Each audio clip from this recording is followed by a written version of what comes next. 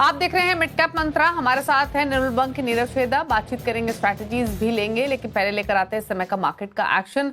आज का सेशन एक लैक लस्टर सेशन है। एक दायरे में कारोबार होते हुए हमने देखा था, लेकिन अब वापस थोड़ा सा प्रेशर बनते हुए दिखाई दिया है। दिन के लोअर लेवल्स टच होने के बाद अब निफ्टी 23,522 के आसपास ट्रेड करते हुए दिखाई दे रहा है और सिमिलर एक्शन आपको बाकी इंडाइसेस में भी देखने को मिलेगा।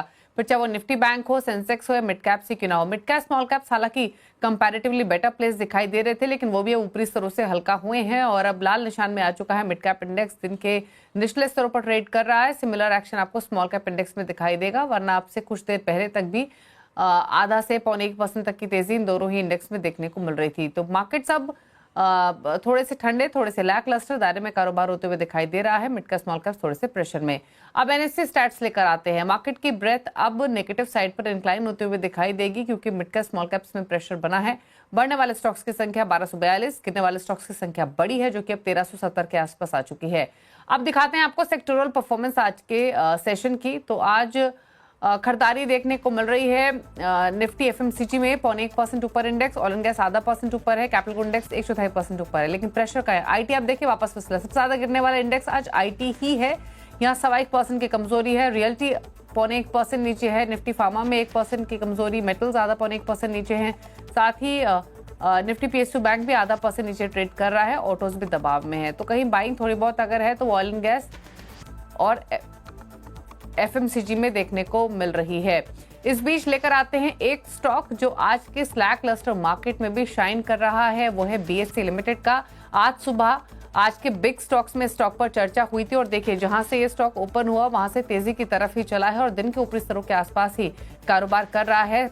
16% की डिसाइसिव तेजी के साथ 5419 के लेवल्स देखने को मिल रहे थे। सुबह बिग स्टॉक में स्टॉक की हुई थी चर्चा कि मजबूत रह सकता है, तेजी दिखाएगा, और उसी तरीके का एक्शन इस स्टॉक में बनते हुए दिखाई दिया है। लेकिन चलिए ट्रेडिंग स्ट्रैटेजीज अब कहां बनाई जा सकती हैं इस मार्केट में, इंडेक्स को लेकर क्या व्यू है, इस पर करते हैं बातचीत। नीरव नमस्कार। बताइए पहले तो निफ्टी बैंक निफ्टी पर राय मानकर चले कि इसी तरीके का ठंडा मोमेंटम टिल मार्केट क्लोजिंग रहेगा, या कोई ट्रेड किसी भी साइड आप लेने की सलाह देंगे दोनों ही इंडेक्स पर?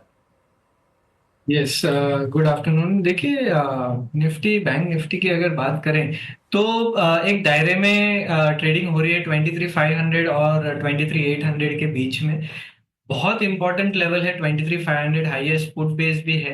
अगर इसके नीचे निफ्टी बंद होता है तो उसके बाद डेफिनेटली और सेलिंग गहरा सकती है। इनफैक्ट 23,500 के नीचे अगर रहता है निफ्टी तो आज के अगले 2 घंटे में भी हम देखेंगे कि और सेलिंग गहरा सकती है, which can take the Nifty towards 23,200 odd levels in the next few days. तो मेरे हिसाब से देखिए, अगर आपने इन दिनों में कुछ लिया है तो यहाँ पे प्रॉफिट बुकिंग कर सकते हैं इन टर्म्स ऑफ निफ्टी या बैंक निफ्टी, और वेट कर सकते हैं कि नीचे में 23,200 आए, वहां से वापस बाइंग करें। बैंक निफ्टी की अगर मैं बात करूं तो 52,000 का लेवल बहुत इंपॉर्टेंट था, वो ब्रेकआउट होना बहुत जरूरी था, जो हुआ नहीं। वहां से रेजिस्टेंस आया है और अब यहाँ से जो सपोर्ट लेवल है वो 51,000 तक का है। सो आई बिलीव कि यहाँ से बैंक निफ्टी भी थोड़ा बहुत और इसमें सेलिंग आ सकती है और 51,000 के लेवल्स तक जा सकता है।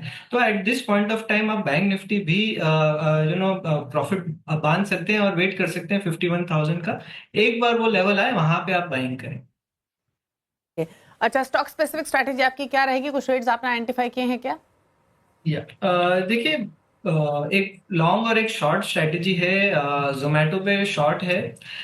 यहाँ पे ओवरऑल चार्ट थोड़ा नेगेटिव लग रहा है जोमेटो का। पॉसिबिलिटी है कि स्टॉक नीचे में अराउंड 190 तक आ सकता है। करंट लेवल से आप इसका फ्यूचर बेच के चल सकते हैं। 208 रुपए पे स्टॉप लॉस रहेगा, 190 का इसमें टारगेट रहेगा। दूसरा जो कॉल है वो है एचडीएफसी लाइफ पे, वो लॉन्ग कॉल है। देखिए, इसमें ओपन इंटरेस्ट वाइज अगर देखें तो पिछले 2-3 महीनों में शॉर्ट्स बिल्कुल ही कवर हो गए हैं, एकदम लाइट हो चला है ये stock, and there is a good possibility कि अब यहाँ से स्टॉक ऊपर में 750 के लेवल्स तक जा सकता है ये महीने में। ओवरऑल एक अच्छा ब्रेकआउट भी आया है 660 के ऊपर, तो करंट लेवल से आप बाइंग बना सकते हैं। 665 का इसमें स्टॉप लॉस रहेगा। ऊपर में अराउंड 715 का इसका पहला टारगेट रहेगा। ओके, तो दो ट्रेड्स आपको रेकमेंड किए गए हैं, जोमेटो बिकवाली की तरफ, एचडीएफसी लाइफ खरीदारी की तरफ। और अगर हम जोमेटो की बात करें तो ये स्टॉक ऑलरेडी फोकस में बना हुआ है। दरअसल जियो फाइनेंशियल और जोमेटो की एंट्री से निफ्टी की सूरत बदलेगी? नई एंट्री से शेयरों को फायदा होगा या फिर नुकसान? साथ ही निफ्टी में एंट्री और एग्जिट करने वाले पुराने खिलाड़ियों का क्या हुआ हाल? खास रिसर्च लेकर होरमास हमारे साथ बने हुए हैं। होरमास, बताइए। निफ्टी की सूरत दोबारा से बदलने की कगार पर एक्चुअली बदल चुकी है। अब जब जोमेटो और जियो फाइनेंशियल का आगमन हुआ है निफ्टी में, तो आगमन होने के बाद शेयर किस तरह से जो है किस तरह से चलते हैं और जब निकलने के बाद कैसे चलते हैं, ये हम आपको आज बताएंगे। बीपीसीएल और ब्रिटानिया जो है आज से निफ्टी से बाहर हो गए हैं, मगर जो दो आज निफ्टी में शामिल हुए हैं उनकी हम बात पहले करते हैं। जोमेटो की बात हम पहले करते हैं कि पिछले 1, 3 और 6 महीने में जोमेटो ने किस तरह के रिटर्न्स दिए हैं। नेगेटिव ही दिए हैं। स्टॉक अपने ऊपरी लेवल से काफ़ी टूटा है। 12%, 13 और पिछले 6 महीनों में 28% की गिरावट हमें जोमेटो में देखने मिली है। जियो फाइनेंशियल सर्विसेज का भी हाल कुछ ज़्यादा अच्छा नहीं है। अगर हम देखें तो पिछले 1 महीने में भले ही 11% चला हो, मगर पिछले 6 महीनों के रिटर्न्स अगर हम देखें तो 40% की गिरावट हमें जियो फाइनेंशियल में भी देखने मिली है। सितंबर 2024 में जो 2 नए एंट्रेंट्स शामिल हुए थे निफ्टी में, ट्रेंट और भारत इलेक्ट्रॉनिक्स। ट्रेंट की अगर हम बात करें तो बैड टाइमिंग का केस आप कह सकते हैं, क्योंकि उसी वक्त निफ्टी ने भी अपना टॉप बनाया था और शायद ट्रेंट ने भी उसी वक्त अपना टॉप बनाया था। पिछले 6 महीनों में 31% की गिरावट हमें ट्रेंट के शेयरों में देखने मिली है। मगर पीएसयू स्टॉक्स में जिस तरह से रिकवरी आई है वो भारत इलेक्ट्रॉनिक्स में नजर आता है, क्योंकि पिछले निफ्टी में शामिल होने के 1 महीने के बाद उसमें भी 8% की गिरावट तो देखने मिली थी, मगर अब अगर हम देखें तो उसने वो सारे लॉसेज कवर कर लिए हैं और 3% की बढ़त हमें भारत इलेक्ट्रॉनिक्स में देखने मिल रही है। उसके बाद अगर हम देखें थोड़ा सा और पीछे जाए तो श्रीराम फाइनेंस का आगमन आज ही के दिन निफ्टी में हुआ था 1 साल पहले, और ये एक कंसिस्टेंट रिटर्न डिलीवरिंग की है श्रीराम फाइनेंस ने। अगर 6 महीने में देखें तो हम 52% के रिटर्न्स देखे हैं। निफ्टी में शामिल होने के बाद की ये रिटर्न्स है, और अगर 3 और 1 महीने का भी रिटर्न देखें तो भी वो काफी पॉजिटिव है। एलटीआई माइंट्री की जो जर्नी निफ्टी में थी वो सबसे छोटी थी। अगर रिटर्न्स तो पॉजिटिव है, मगर तुरंत ही 1 साल के अंदर अंदर ही एलटीआई माइंट्री जो है निफ्टी में बाहर हो गया था निफ्टी से, और उसके बाद उसका क्या हुआ इसके बारे में भी हम थोड़ी सी चर्चा करेंगे। अडानी एंटरप्राइजेस, अडानी ग्रुप का दूसरा स्टॉक था जो निफ्टी में आया। एक पिछले 3 महीनों में तो उसने अच्छे रिटर्न दिए, मगर हिंडनबर्ग 1.0 के आने के बाद शेयर की काफी पिटाई हुई और निफ्टी में आने के 6 महीने बाद शेयर जो है वो आधा हो गया था। अपोलो हॉस्पिटल्स एक और निफ्टी इंक्लूजन थी मार्च 2022 में। 1 महीने में यहाँ के रिटर्न्स तो आपको नेगेटिव दिखेंगे, मगर आगे चलकर स्टॉक ने अच्छे रिटर्न्स दिए और रिकॉर्ड हाइज भी बनाए। अब बात करते हैं उन स्टॉक्स की जो निफ्टी से बाहर हुए थे। डिवीज लेबोरेटरीज एक स्टॉक था जो पिछले साल जो है निफ्टी से बाहर हुआ था। अगर उसके बाद के 6 महीने के रिटर्न्स हम देखें, थोड़ी सी वॉलेटाइल मूव रही है, मगर 6% के रिटर्न्स वहां देखने मिले हैं। एलटीआई माइंट्री की अगर हम बात कर रहे थे, निफ्टी में शामिल होते होते उसने अच्छे रिटर्न्स दिए, मगर बाहर होने के बाद जो है उसकी काफी पिटाई हुई। 25% की गिरावट हमें देखने मिली अगले 6 महीनों में, और आज ही एक और डाउनग्रेड भी आया है उसके लिए। यूपीएल की अगर हम बात करें तो उसकी जो काया पलट हुई है निफ्टी से बाहर होने के बाद, हम देख सकते हैं पॉजिटिव रिटर्न्स 6 महीने में, और स्टॉक जो है अपने 52 वीक हाई के नजदीक भी ट्रेड कर रहा है। एक और ऐसा स्टॉक जिसकी काया पलट हुई निफ्टी में शामिल होने के बाद वो है श्री सीमेंट, जिसमें भी 20% के रिटर्न्स हमने देखे अगले 6 महीनों में, और स्टॉक जो है अपने शिखर पर ट्रेड कर रहा है। और आखिरी स्टॉक जिसकी हम बात करेंगे वो है इंडियन ऑयल। उसने भी कोई ऐसा खास कमाल नहीं दिखाया निफ्टी से बाहर होने के बाद। अगले 6 महीनों में 17% की गिरावट हमें देखने मिली। तो कहीं नफा है, कहीं नुकसान है, मगर एक तरह से कोई डेफिनेट ट्रेंड निफ्टी में शामिल होने के बाद नहीं निकला है। देखते हैं जियो फाइनेंशियल और जोमेटो आगे क्या करते हैं।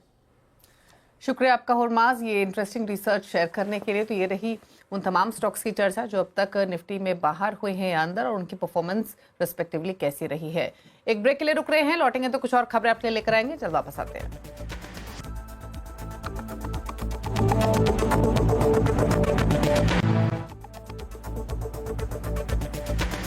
आप देख रहे हैं मिड कैप मंत्रा, लेकर आते हैं मार्केट का एक्शन एक बार सामने आपके, और क्या रुझान देखने को मिल रहा है। फिलहाल बायस मार्केट का थोड़ा सा ठंडा ही है और दिन के लोअर लेवल्स के आसपास ही भारतीय बाजार में कारोबार होते हुए दिखाई दे रहा है। निफ्टी इस समय 23,500 के नीचे स्लिप हो चुका है, 0.5% की कमजोरी देखने को मिल रही है। लेकर आते हैं एक बार मिड कैप स्मॉल कैप्स और मार्केट की ब्रेथ भी, जो कि अब नेगेटिव साइड पर और इंक्लाइन होते हुए दिखाई देगी। निफ्टी तो अब 100 अंक नीचे कारोबार कर ही रहा है। मिड कैप्स अब देखिए थोड़ा सा प्रेशर और एक्सटेंड होते हुए अब 1/4% नीचे आ चुका है। 126 अंकों की गिरावट देखने को मिल रही है। और सिमिलरली स्मॉल कैप इंडेक्स में भी दबाव देखने को मिल रहा है, अब डे लो पर आ चुका है। तो मिड कैप स्मॉल कैप्स में तेजी से फिसले हैं ऊपरी स्तरों से, और अब दिन के निचले स्तरों पर आकर कारोबार करते हुए दिखाई दे रहे हैं। मार्केट की ब्रेथ भी डेफिनेटली अब गिरने वाले स्टॉक्स की तरफ ज्यादा इंक्लाइन हुई होगी क्योंकि मिड कैप स्मॉल कैप्स में फर्दर प्रेशर एक्सटेंड होते हुए दिखाई दिया है पिछले 10-12 मिनटों में, जब से हमने शो की शुरुआत की तब से लेकर अब तक, और इसीलिए अब गिरने वाले स्टॉक्स की संख्या ज्यादा दिखाई देगी आज के कारोबार में। लेकिन आगे बढ़ेंगे, कुछ खबरें आपके लिए लेकर आते हैं। दरअसल FY25 का आज आखिरी ट्रेडिंग सेशन है और FY25 रिटर्न के लिहाज से चिढ़ाने वाला ही था। अक्टूबर से जो झटके शुरू किए वो मार्च तक महसूस किए गए। भला हो मार्च सीरीज का जिसने मायूसी को मुस्कुराहट में बदला। FY25 जैसे तैसे पॉजिटिव बंद हो रहा है। FY25 का पूरा लेखा जोखा बता रही हैं हमारी सहयोगी मिताली, बताइए। जी, FY25 काफ़ी बड़े करेक्शन के इस फेज से गुजरता हुआ नज़र आया। एक बार नज़र डालते हैं कैसा परफॉर्मेंस रहा यहाँ पे निफ्टी, सेंसेक्स और कौन थे यहाँ पे सबसे बड़े मूवर्स और शेकर्स। निफ्टी की बात करें तो 6% का यहाँ पे इंक्रीमेंट देखने को मिला, 5% की ग्रोथ सेंसेक्स, और बैंक निफ्टी ने सबसे ज़्यादा आउट परफॉर्म किया है 8% के रिटर्न के साथ। अब अगर नज़र डालें निफ्टी मिड कैप और स्मॉल कैप पे तो वहाँ पे भी 5 से 6% के रिटर्न्स हमें आते हुए नजर आए हैं। FIIs पूरे साल में देखें तो नेट पर रूठे हुए ही नजर आए थे। करीबन 4 लाख करोड़ की बिकवाली FIIs से होती हुई नजर आई, लेकिन कॉन्ट्ररी हम देखें तो DIIs ने स्ट्रॉन्ग ग्रिप पकड़ी हुई है इंडियन स्टॉक मार्केट में और 6 लाख करोड़ की बाइंग हमें DII से यहाँ पे आती हुई दिखी है। अब बात करते हैं उन स्टॉक्स की जिन्होंने स्टॉक मार्केट को बचाए रखा और जबरदस्त रिटर्न्स यहाँ पे देखने को मिले हैं।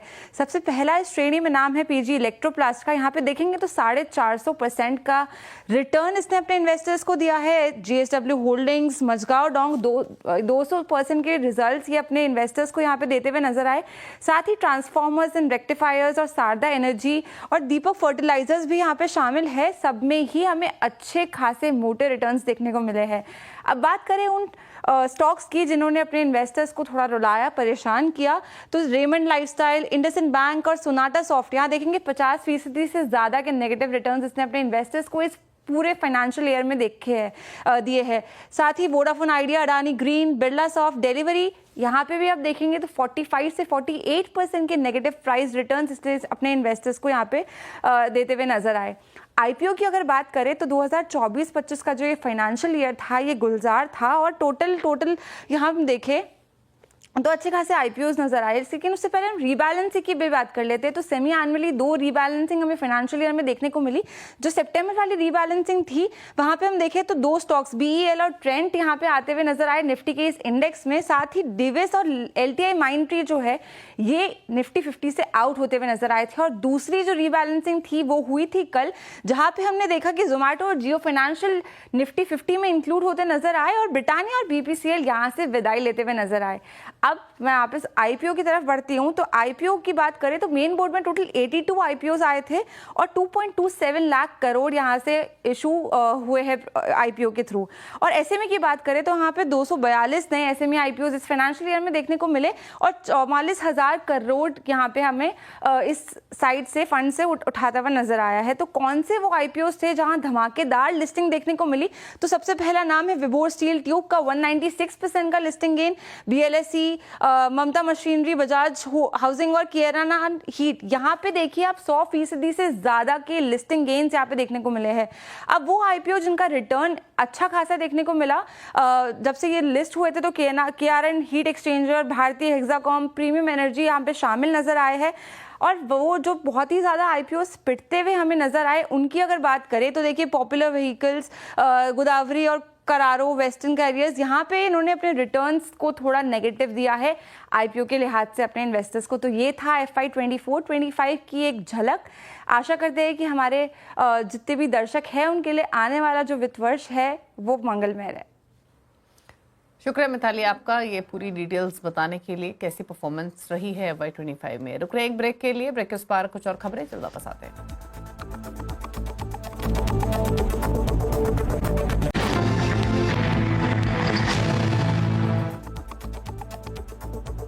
आप देख रहे हैं मिड कैप मंत्रा, नीरव हमारे साथ बने हुए। 1-2 ट्रेड्स लेकर आते हैं आपके सामने और उस पर लेते हैं राय। आज फार्मा में हालांकि आपको इंडेक्स में कोई बहुत ज़्यादा एक्शन दिखाई नहीं देगा, लेकिन एक स्टॉक जहां पर एक अच्छी बाइंग मोमेंटम देखने को मिल रहा है वो है एस्टर डीएम हेल्थकेयर का। डेज हाई पर ये स्टॉक कारोबार कर रहा है।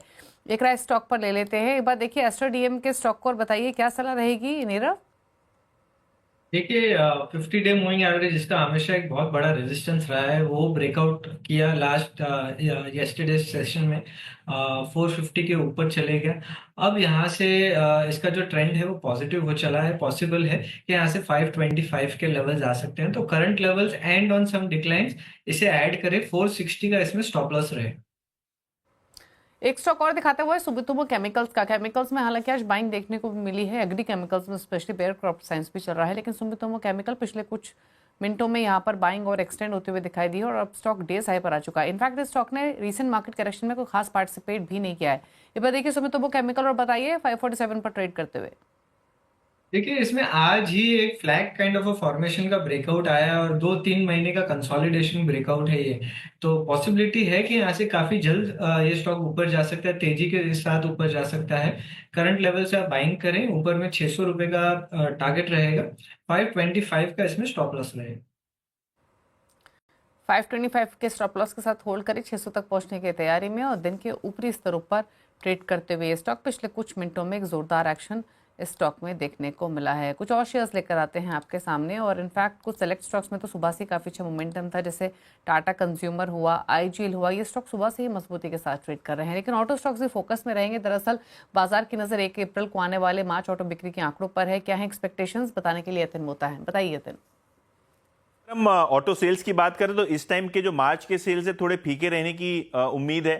इनफैक्ट अगर हम कमर्शियल व्हीकल्स की बात करें तो यहाँ 5 से 7% का वॉल्यूम डिक्लाइन आपको आता हुआ नजर पड़ेगा। इसके अलावा अगर हम टू व्हीलर्स सेगमेंट की बात करें तो यहाँ डीलर्स की तरफ से ये कहा जा रहा है कि रिटेल सेल्स में भी थोड़ा बहुत वीक रुझान देखने को मिल रहा है और चैलेंज जो इन्वेंट्री है वो बढ़ती हुई नजर पड़ रही है। और अगर हम कार सेगमेंट की बात करें यानी 4 व्हीलर्स की बात करें तो यहाँ भी आपको जो है स्लो डाउन इन डिमांड दिखाई पड़ रही है और डिस्काउंट्स यहाँ बढ़ते हुए नजर पड़ रहे हैं। 1 अप्रैल से थोड़ी बहुत प्राइस हाइक्स काफ़ी सारी कंपनीज ने ली हैं, जिसके कारण थोड़ी बहुत प्री बाइंग हुई है, लेकिन क्लियरली थोड़ा बहुत स्लो माहौल आपको दिखाई पड़ेगा। नज़र कर लेते हैं एस्टिमेट्स पे। क्या है एस्टिमेट्स? अशोक लेलैंड और टाटा मोटर्स से शुरू करते हैं, जहां आप ओवरऑल सेल्स में गिरावट देखेंगे। इनफैक्ट टाटा मोटर्स की बात करें तो लगभग 1.5% की सेल्स में साल दर साल बेसिस पे गिरावट दिखेगी। और अगर हम टाटा मोटर्स की बात करें तो 85,000 यूनिट्स के आसपास की बिक्री का अनुमान है, जो लगभग पिछले साल के मुकाबले 8% कम होगी। 4 व्हीलर्स पे आते हैं।